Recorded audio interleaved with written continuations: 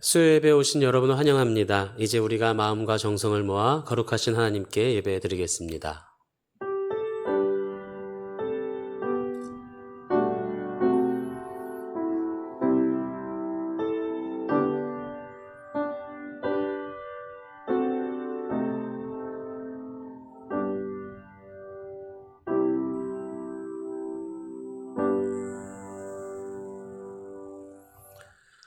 하나님 아버지, 이 시간 주님의 은혜를 사모하여 예배의 자리로 나왔습니다. 오늘도 믿음 주시고 인도하여 주심에 감사드립니다. 주님을 예배할 수 있음에 기쁘고 감사가 넘치는 시간 되게 하여 주옵소서. 예수 그리스도의 이름으로 기도드립니다. 아멘. 다 함께 찬송가 400장 부르시겠습니다. 찬송가 400장입니다.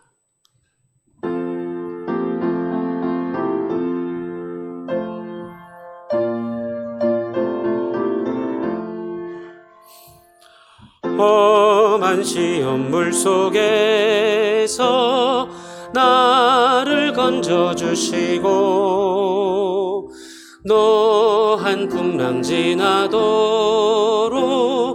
나를 숨겨주소서. 주여 나를 돌보시사 고이 품어주시고 험한 풍파 지나도록 나를 숨겨주소서.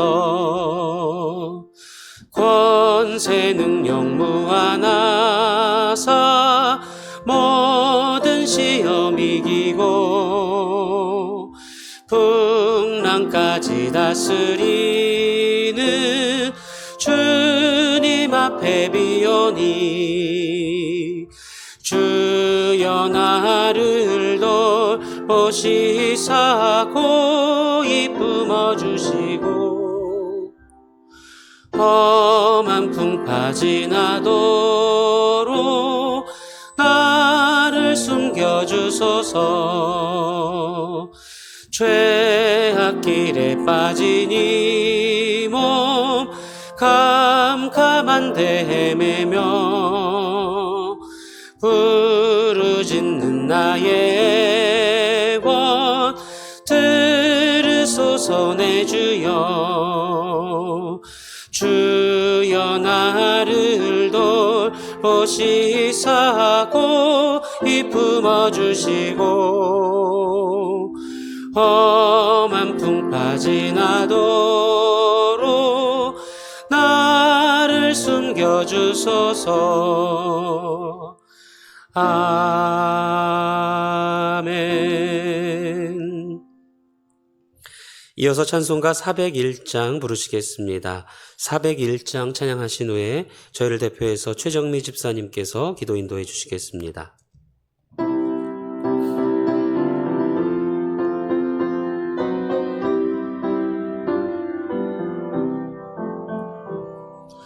주의 곁에 있을 때 마음이 든든하오니 주여 내가 살 동안 인도하여 주소서. 주여 주여 나를 인도하소서. 빠른 세상 살 동안 주여 인도하소서. 피난처인 예수여 세상 물결험할 때 크신 은혜 베푸사 나를 숨겨주소서. 주여 주여 나를 인도하소서. 빠른 세상 살 동안 주여 인도하소서. 세상 풍파 지난 후 영화로운 나라와 눈물 없는 곳으로 들어가게 하소서. 주여 주여 나를 인도하소서. 빠른 세상 살 동안 주여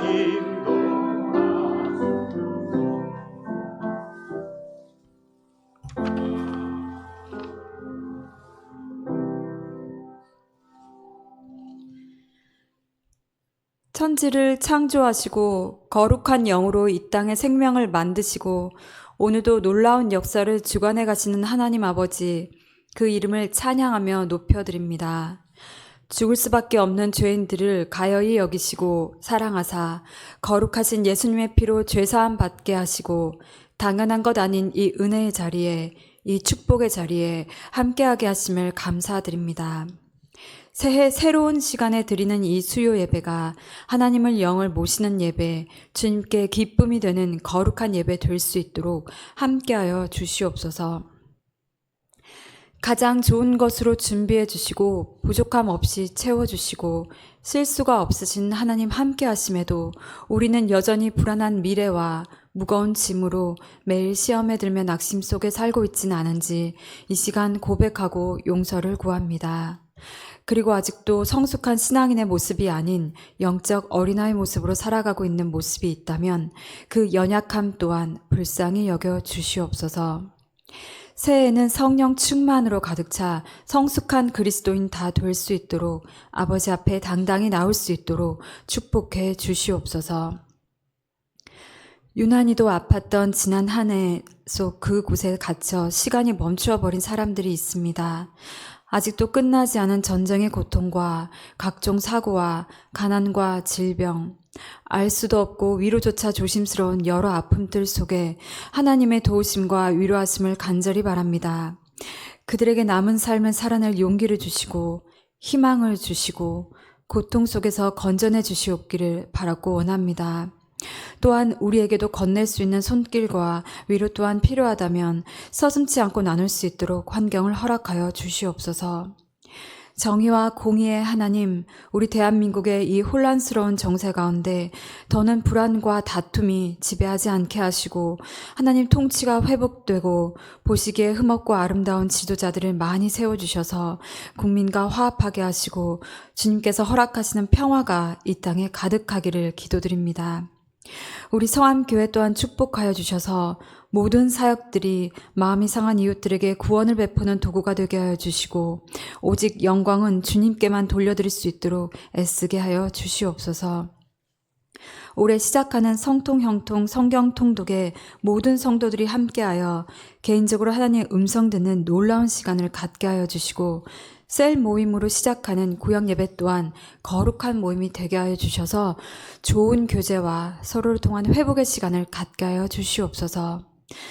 교회 학교 가정 예배 운동을 통하여 각 가정이 다시 세워지고 구성원들이 회복되어지며 각 세대가 함께 영적 성장을 이루는 놀라운 역사가 또한 일어날 수 있도록 도와주시옵소서.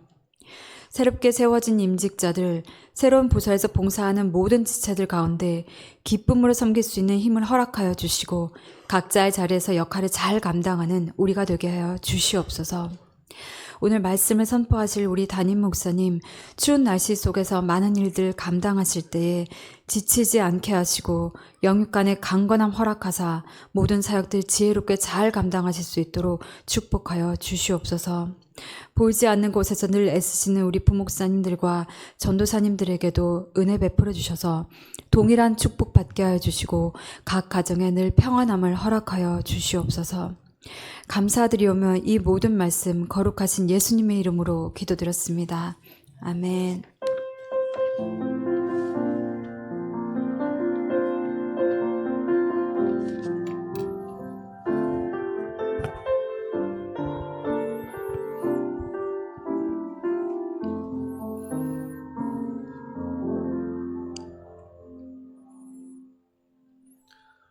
하나님께서 오늘 우리에게 주신 말씀은 사도행전 14장 1절에서 7절의 말씀입니다. 사도행전 14장 1절에서 7절의 말씀은 신약성경 211쪽에 있습니다.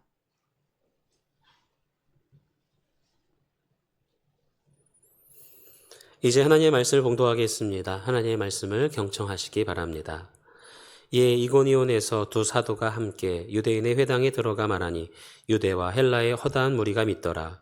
그러나 순종하지 아니하는 유대인들이 이방인들의 마음을 선동하여 형제들에게 악감을 품게 하거늘 두 사도가 오래 있어 주를 힘입어 담대히 말하니 주께서 그들의 손으로 표적과 기사를 행하게 하여 주사 자기 은혜의 말씀을 증언하시니 그 시내의 무리가 나뉘어 유대인을 따르는 자도 있고 두 사도를 따르는 자도 있는지라. 이방인과 유대인과 그 관리들이 두 사도를 모욕하며 돌로 치려고 달려드니 그들이 알고 도망하여 루가오니아와 두성 루스드라와 더베와 그 근방으로 가서 거기서 복음을 전하니라. 아멘. 이 시간 목사님께서 은혜로운 말씀 전해주시겠습니다. 복된 시간 되시기 원합니다.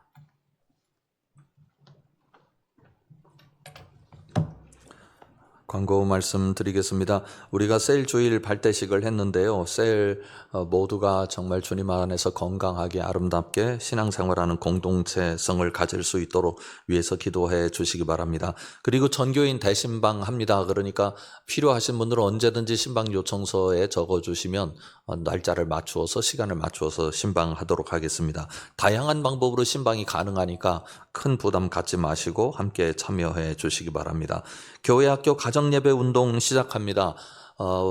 우리가 그동안은 교회가 아이의 신앙을 책임져 준다라는 잘못된 생각을 가지고 있었습니다. 이제는 아이의 신앙의 그 요체, 신앙의 장소, 신앙의 교육은 가정에서 이루어진다. 이것이 올바른 고백이다 생각됩니다. 위에서 기도해 주시길 바라고 많은 가정들이 참여하고 여러분들도 가정예배 운동에 참여해 주시길 바랍니다. 가정예배지는 다 가지고 계시잖아요. 그러니까 늘 함께 하실 수 있습니다.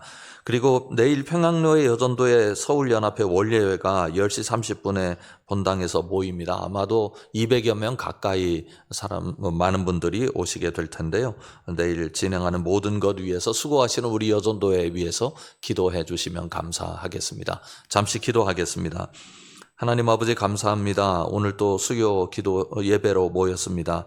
우리가 모일 때마다 하나님의 은혜를 경험하게 하여 주시옵고 우리의 신앙이 더욱더 아름다워지고 인격적이고 그리고 더 뜨겁고 더 하나님을 귀중히 여기는 경외심으로 가득한 신앙 될 수 있도록 저희들을 늘 세워 주시옵소서. 예수님 이름으로 기도드립니다. 아멘.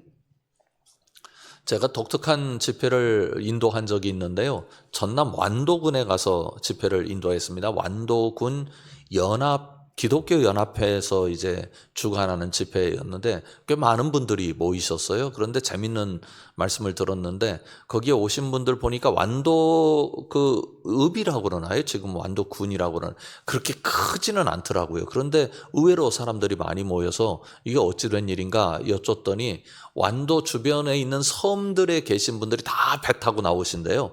3박 4일간 집회였는데 그래서 배 타고 나오시면 또 배 타고 매일 들어가시나요? 그랬더니 그게 아니고 완도 지역 근처에 있는 섬들에서 다 배 타고 나오실 때 쌀을 가지고 오신답니다. 그래가지고 완도에 있는 그 중심부에 계신 성도님들의 가정에 가셔서 이제 며칠 3박 4일을 지내시는 거죠.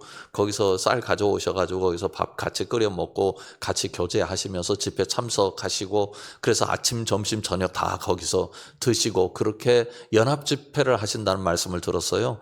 그 말씀을 듣고 나니까 옛날 생각이 나더라고요. 저도 초등학교 때 부모님 따라서 아버님이 쌀자루 메고 가시고 어머님도 뭐 먹거리를 좀 챙겨가지고 가셔서 뭐 8km, 10km 이렇게 멀리 있는 교회에서 집회를 하면 그곳에 가서 같이 집회를 참여하기도 했고 그 다음에 제가 출석하던 교회 교회에서 또 집회가 있으면 멀리서들 다 그렇게 짐을 싸가지고 오셔가지고 저희 그 집에서도 주무시는 분들이 계셨거든요. 그렇게 며칠 옛날에는 그때는 뭐 한 5박 6일 했던 것 같아요. 월요일부터 토요일까지. 그래서 주일날 이제 다시 돌아가곤 했는데 그런 일들이 전엔 참 많았습니다.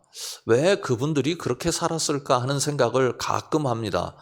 요즘은 뭐 바쁘니까 사회 제도가 바뀌었고 사회 체계가 바뀌었으니까 그렇지 못한다고는 합니다만, 그러나 열정의 크기는 그분들과 같을까 하는 생각을 해봐요. 여러분들 중에 마카오에 가보신 분들이 계신지 모르겠는데, 마카오에 가면 성당 한 군데를 꼭 코스로 들르게 돼 있어요. 그곳에 가면 꼭 김대건 신부 이야기를 듣습니다. 김대건 신부가 그곳에서 공부를 하기 위해서 우리나라에서 걸어가지고 마카오까지 간 거예요. 그래서 거기서 신학 공부를 했다, 그런 이야기를 듣곤 합니다.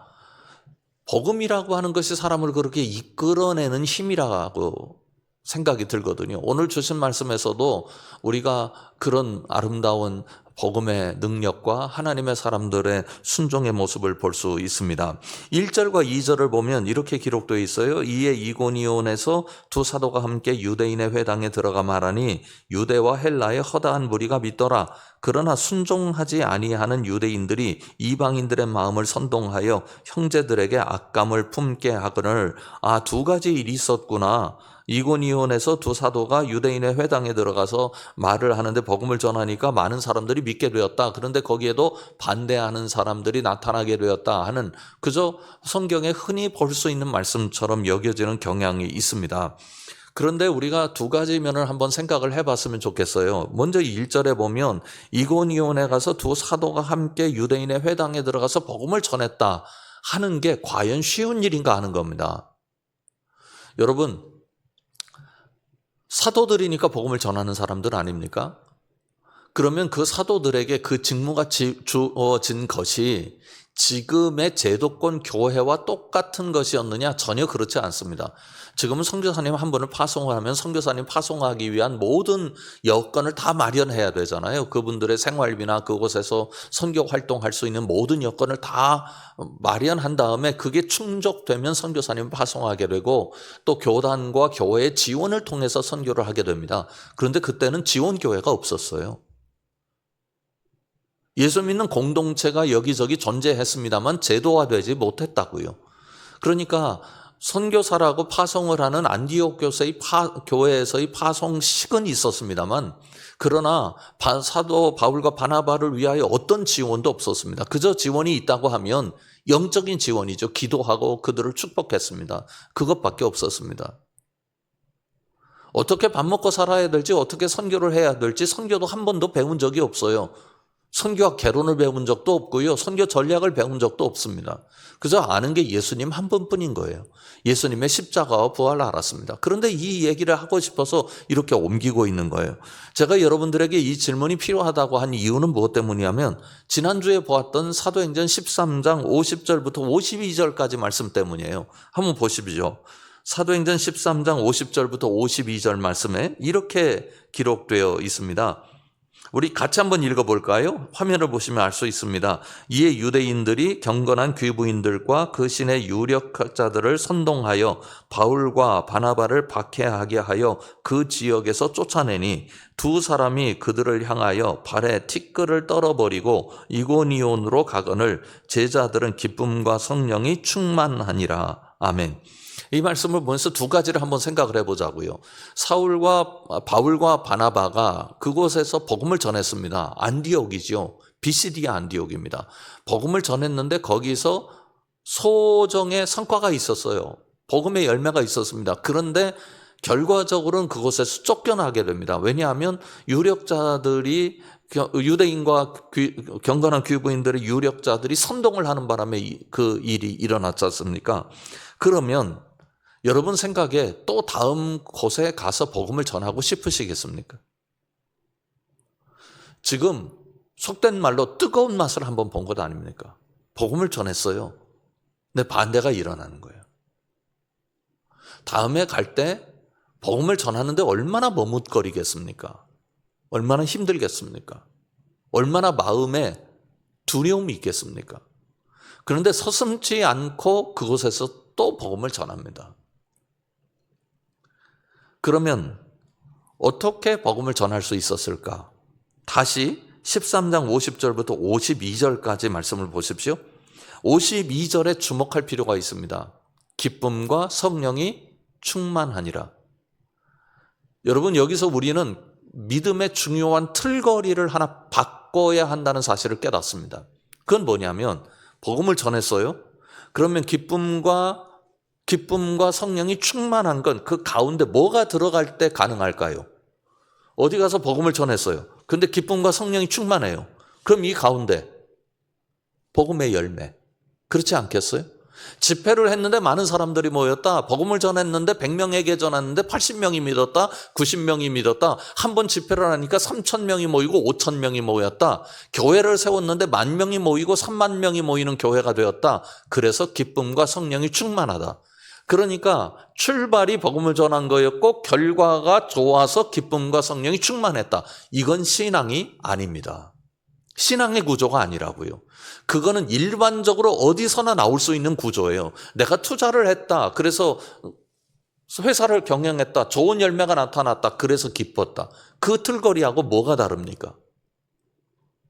이건 일반적으로 나타나는 일반적인 현상이에요.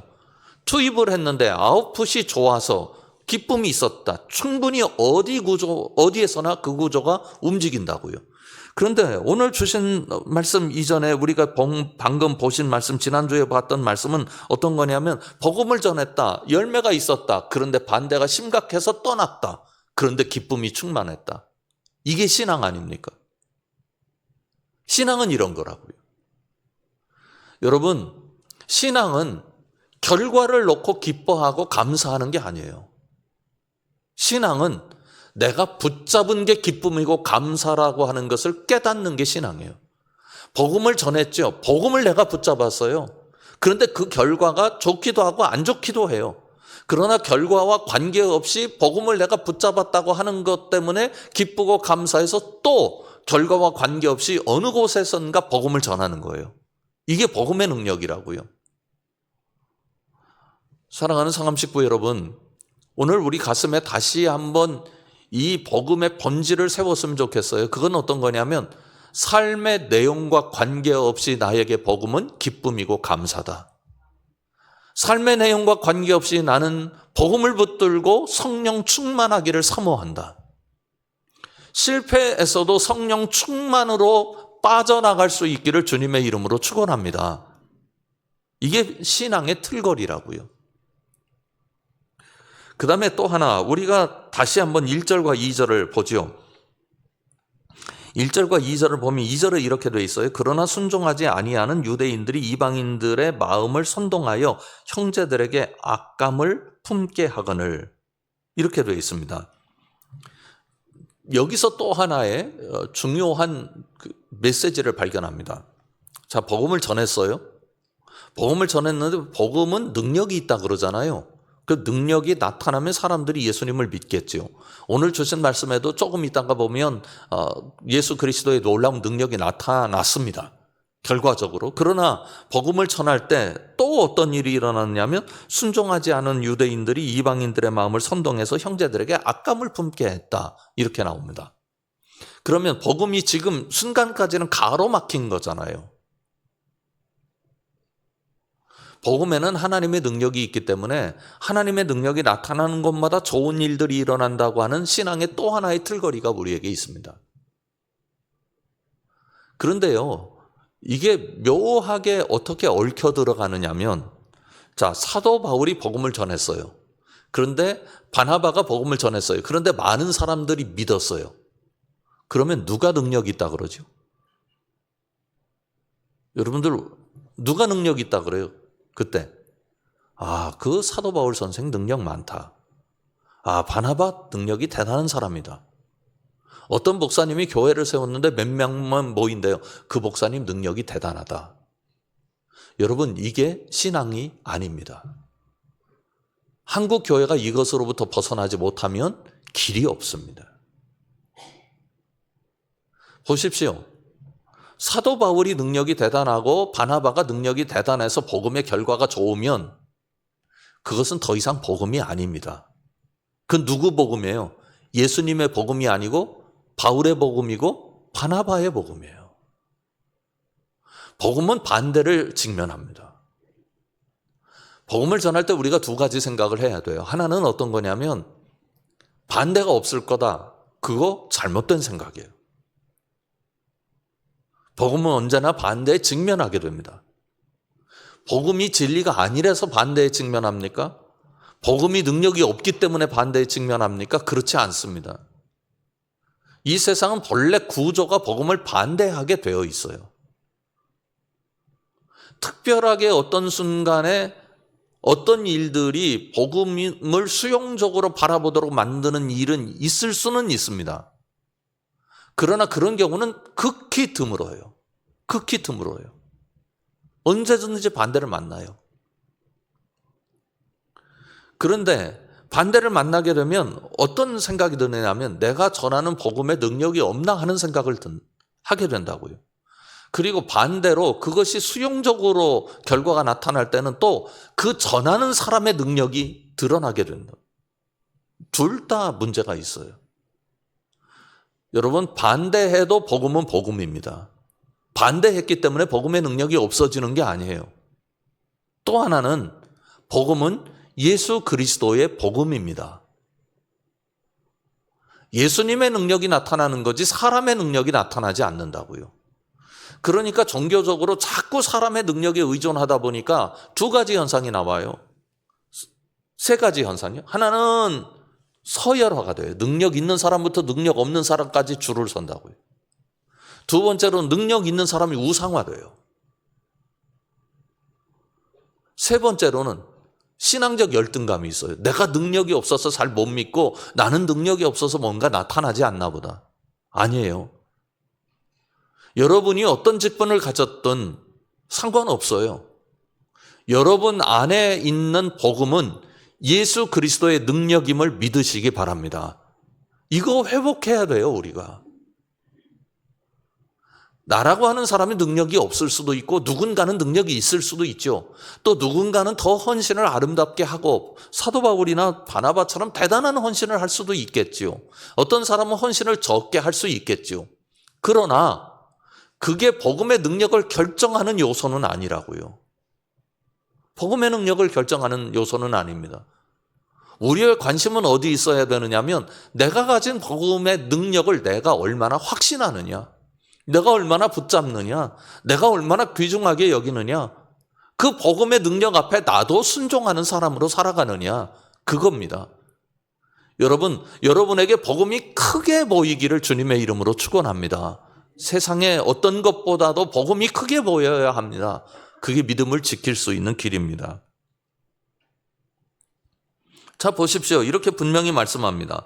3절과 4절을 보세요. 두 사도가 오래 있어 주를 힘입어 담대히 말하니 주께서 그들의 손으로 표적과 기사를 행하게 하여 주사 자기 은혜의 말씀을 증언하시니 그 시내의 무리가 나뉘어 유대인을 따르는 자도 있고 두 사도를 따르는 자도 있는지라. 저는 3절의 말씀을 보면서 감격한 한 가지 표현이 있습니다. 그건 뭐냐면 표적과 기사를 행하게 하여 주사, 주님께서 그런 일을 많이 베풀어 주셨어요. 그 다음입니다. 자기 은혜의 말씀을 증언하니. 은혜라는 단어 때문입니다. 말씀, 능력의 말씀 좋아요. 권능의 말씀 좋아요. 사랑의 말씀 좋아요. 근데 은혜의 말씀이라 그러잖아요. 복음 자체가 수용성을 가지고 있어요. 은혜라고 하는 건 어떤 거냐면 받아들이는 걸 말하잖아요. 내가 선물을 받을 자격이 없는데 내가 선물을 받았다는 말은 선물을 준 쪽에서 나를 인정해 줬다는 뜻 아닙니까? 거꾸로 이야기하면 선물을 준 쪽에서는 나를 수용해 준 거예요. 선물을 받아야 될 사람으로. 나는 선물을 받을 사람이 아닌데 상대방이 선물을 받을 사람으로 인정을 해줘서 선물을 전달한 거, 그게 은혜예요. 그러니까 은혜의 주인, 은혜를 주신 분 쪽에서는 이분 중심으로 해석을 하면 은혜는 수용하는 거라고요. 지금 사도 바울과 바나바가 그곳에서 복음을 전하는데 거기 악감정을 품고 대드는 사람도 있었을 것 아닙니까? 그러면 그 사람들에 대해서 사도 바울과 또 바나바의 마음은 어땠을까요? 얼마나 불편하고 그 사람들 얼굴 보기 싫었겠습니까? 살면서 다 좋은 관계를 유지하는 건 아니잖아요. 나와 불편한 관계 사람만 봐도요, 옆에 있고 싶지 않다고. 얼굴 보기 싫어요. 우리가 셀 모임을 하고 있습니다만 셀 모임이 어려운 것 중에 하나는 셀 모임에서는 깊은 관계가 이루어집니다. 대부분 더 많이 알아가게 되잖아요. 그런데 사람마다 다 달라서 더 많이 알아갈수록 어떤 사람은 좋게 보이기도 하고 더 많이 알아갈수록 어떤 사람들은 내게 불편하게 보인다고요. 그런데 내가 굳이 이 불편한 자리에 있어야 하나 하는 생각이 들기도 하고 또 시간을 보내다가 관계를 계속해서 유지하게 되면 그 관계 속에 언제나 좋은 것만 들어오기는 어렵죠. 불편한 관계가 나타날 때가 있다고요. 그 순간이 싫어요. 그래서 셀 모임이 어렵습니다. 제가 셀 모임 발대식 때도 그런 말씀 드렸습니다만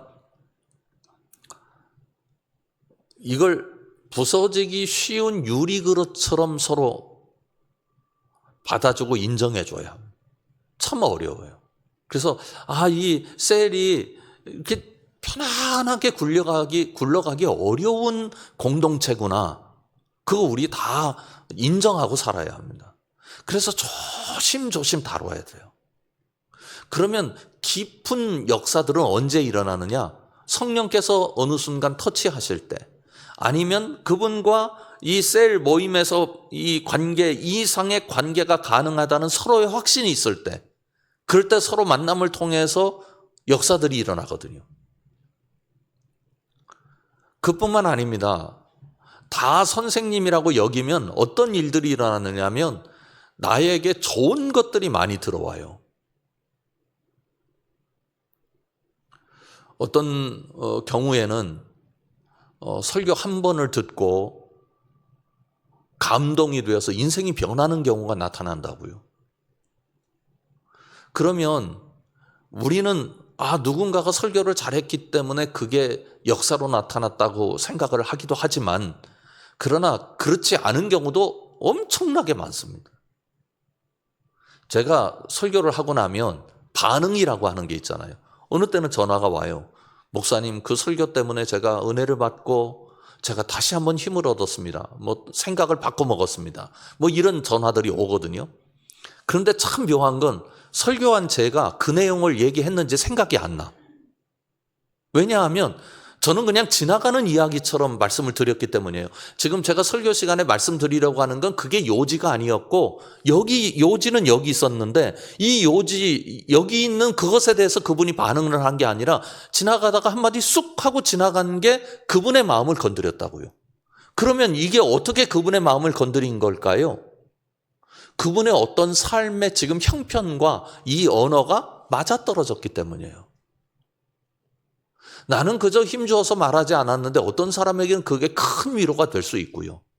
나는 의미를 담지 않았는데 어떤 사람에게는 일생의 교훈이 될 수도 있다고요. 제가 한번 말씀드린 적이 있습니다만 초등학교 6학년 때 선생님이 어떤 말씀을 하셨는데 지금까지도 제가 그 말씀의 교훈을 늘 잊지 않고 있거든요. 그런데 초등학교 저 시골 마을에 놀러 갔다가 초등학교 졸업한 아이들 친구들을 몇 명 만나가지고 밤새 한번 이야기를 한 적이 있었는데 그때 그 선생님이 그 말씀하셔서 제가 귀중하게 여겼다 하는 걸 친구들한테 소개했어요. 그런데 한 명도 그 말씀을 기억하는 사람이 없더라고요. 우리가 다 그런 거예요. 그래서 우리에게 서로가 필요해요. 그런데 이 서로 가는 이 과정 속에서 셀 모임에서 중요한 건 뭐냐면 은혜로 받아내는 거예요. 은혜로. 모든 상황을 은혜로 받아내는 거예요. 예수님께서 우리를 은혜로 받아주셨으니까. 그래서 복음의 말씀이 은혜의 말씀이라고 이야기하는 겁니다. 여러분, 살아가면서 모든 관계 속에서 늘 이 관계의 하나의 영양소라고 그럴까요? 여기 이 꽃들도 오히려 겨울에가 더 싱싱하게 오래 갑니다. 왜 그러냐면 이 꽃들이 유지할 수 있는 환경이 좀 찬 환경이래요. 따뜻한 환경에서 금방 시들고 금방 생명을 잃어간다고요. 그런 것처럼 어떤 상황이 있어서 생명이 유지되려면 거기에 뭔가 필요한 요건들이 채워져야 되죠. 그런데 우리 관계에 있어서 가장 중요한 요건 중에 하나는 어떤 거냐면 은혜로 서로를 바라보는 거예요. 은혜로 서로를 바라보는 것. 이걸 다른 말로 바꾸면 긍휼히 여기는 마음입니다. 아내가 남편을 긍휼히 여기고, 남편이 아내를 긍휼히 여기고, 부모님이 자녀를 긍휼히 여기고, 자녀가 부모님을 긍휼히 여기고. 제가 오늘 아침 들은 얘기인데 여러분들에게 전하고 싶어서요. 어떤 가정 이야기입니다. 그 아빠가 전과자예요. 형을 받고 옥살이를 하고 나왔는데 또 죄를 저질렀어요. 그런데 뭐 죄를 저지를 수밖에 없는 어려운 형편에 대해서는 이해를 합니다. 그러나 또 죄를 저질렀기 때문에 또 이제 재범이 돼서 들어간 거예요. 그러니 얼마나 사람까지 죽였대요. 이런 상황이니 그 가정이 얼마나 힘들겠어요. 근데 그 집 아들이 아주 반듯하게 자랐대요. 근데 경찰대학에 경찰대학 시험을 봐가지고 합격을 했는데 아버지 때문에 경찰관이 못 되는 거예요. 경찰대학에 입학은 안 됐어요. 근데 그 아이의 한 말이 제 가슴에 깊은 감동이 됐어요. 나는 그래도 아버지를 원망하지 않습니다. 그게 쉽겠어요. 나는 그래도 아버지를 원망하지 않겠습니다. 신앙인 참 귀하지요. 그럼 누가 사는지 아세요? 아들이 살아요. 그걸 원망으로 끌고 가면 자기가 죽는다고. 길이 생기지 않아요. 평생 동안 미움과 원망 속에 갇혀서 미움과 원망의 노예로 산다고요. 그런데 그걸 이겨낼 수 있는 힘을 가진 거잖아요. 은혜는 내가 사는 길입니다. 관계가 유지될 수 있게 되기 때문입니다.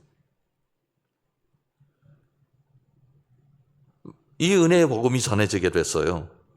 그런데 5절 이하에 보면 이 사람들이 이제 이렇게 되니까 또 거기서 악감정을 가진 사람들이 또 반대를 하니까 이제 또 옮기게 됩니다. 5절부터 7절까지 말씀 보십시오. 이방인과 유대인과 그 관리들이 두 사도를 모욕하며 돌로 치려고 달려드니 그들이 알고 도망하여 루가오니아의 두 성 루스드라와 더베와 그 근방으로 가서 한번 지도를 보시겠습니까? 지도를 보시면 이제 이 지역에서 지금 일어난 일을 기록하고 있거든요. 터키의 큰 대륙 속에서 루가오니아 지역에서 일어난 일이에요. 안디옥은 루가오니아 지역은 아니고 비시디아 지역입니다. 비시디아 지역의 안디옥에서 이제 쫓겨나가지고 이고니오로 갔는데 이고니온에서 또 쫓겨나가지고 어디로 갑니까? 루스드라와 더베로 가게 됩니다. 그러니까 선교는요, 여기를 선교를 완성시켰기 때문에 그 다음으로 옮겨간 게 아니었어요. 바울 선교는 어떤 선교예요? 한번 따라서 해보시겠습니까? 바울 선교는 쫓겨다니는 선교다. 그런데 우리가 바울의 선교를 실패라고 이야기합니까? 승리라고 말합니까? 승리라고 말하잖아요. 왜 승리라고 말해요? 복음이 움직이고 있기 때문에 그래요. 상황은 쫓겨나는 거지만 복음이 움직이고 있기 때문에 그걸 승리라고 하는 거거든요. 바울은 복음을 여기서 저기로 옮겨놓고 거기서 쫓겨나든 좋아서 가든 거기서 또 옮겨놓고 그러다가 결국은 바울은 복음을 옮기다가 세상을 떠나게 되지 않습니까? 순교하게 되죠. 이렇게 이 지역에서 많은 도시들 아닙니까? 이 지역에서 복음의 놀라운 역사를 일으켜 갔어요. 그런데 그 복음의 놀라운 역사를 일으켜가는 힘이 어디 있었느냐? 이미 우리가 함께 봤습니다. 그런데 7절 다시 보자고요. 7절 다 같이 읽어보겠습니다. 시작. 거기서 복음을 전하니라. 그러니까 쫓겨가서 더 이상 복음을 전하지 못하게 되었다? 그건 실패예요. 그런데 쫓겨갔다? 그런데 복음을 전하게 됐다? 이건 뭐예요? 승리예요.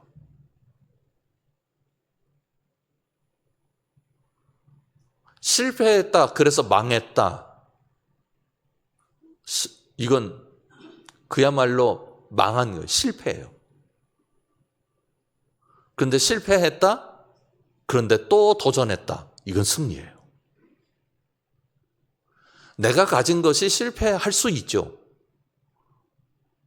그것도 도전한 건 인간 승리고요. 복음에 대해서 실패했다. 그런데 또 도전했다. 이건 복음의 승리예요. 저는 우리 성함의 식구들이 인간 승리도 하시고 복음의 승리도 하셨으면 좋겠어요. 여러분 지금 복음을 전하면 사람들이 좋아합니까? 싫어합니까? 싫어합니다. 좋아하지 않습니다. 그런데도 전해야 합니다. 왜요? 주님께서 언제 어떤 사람을 어떻게 변화시키실지 몰라요.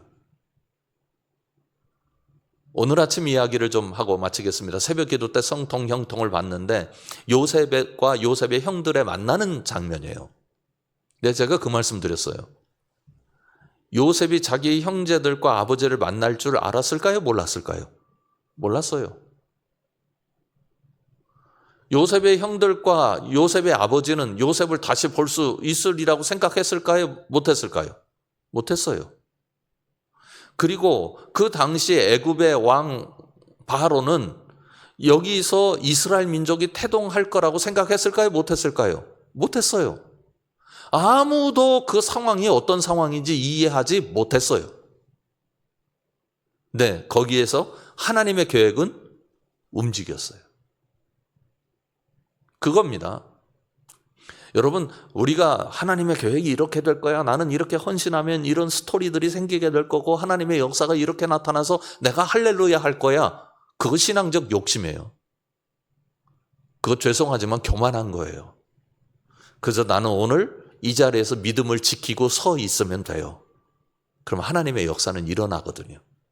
그러니까 시대가 어찌 되었든지 나는 복음의 사람이고 복음을 알리는 사람들이다 하는 자의식을 가지고 살아가심으로 말미암아 여러분의 삶의 어떤 순간을 통해서 하나님의 역사가 일어나고 그것이 하나님의 섭리의 놀라운 흐름을 만들어내는 복이 될 수 있기를 주님의 이름으로 축원합니다. 기도하겠습니다. 아버지 하나님, 어찌 되었든 하렵니다. 어찌 되었든 믿으렵니다. 어찌 되었든 주님을 붙잡으렵니다. 어찌 되었든 주님을 사랑하려 합니다. 어찌 되었든 주님을 예배하려 합니다. 주여, 우리가 이 마음 잃지 않도록 성령으로 우리를 붙들어 주시옵소서.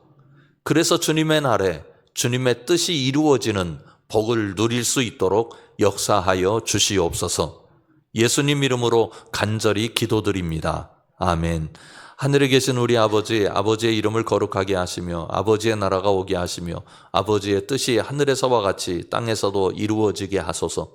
오늘 우리에게 일용할 양식을 주시고 우리가 우리에게 잘못한 사람을 용서하여 준 것 같이 우리 죄를 용서하여 주시고 우리를 시험에 빠지지 않게 하시고 악에서 구하소서. 나라와 권능과 영광이 영원히 아버지의 것입니다. 아멘.